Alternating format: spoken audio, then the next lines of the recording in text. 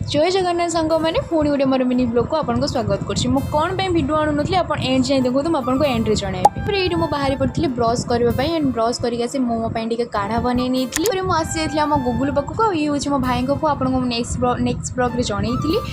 ये छड़ौला कि मुझे भिडियो बनाऊली ये तो फोन टाक छड़ौली आसती मो बड़ माँ गोटे घर बनाऊँ न्यू घर तो मुझे बुलवाई आसती यहाँ गोटे आम हल आईटा गोटे आम सेपटे रूम होता तो दुईटा रूम होता साइड की भी एपट साइड की गोटे किचन भी होता देन मुझे बुलूली सेठी आसिक देखला पर मो गछ मैंने भलसे ग्रोथ कर पारे जेहतु छोट जगह लगाऊला तो मुझे आणिक आउ गोटे बड़ बाउल लगाऊली जेहतु सी भल भाव जमी ग्रोथ करेंगे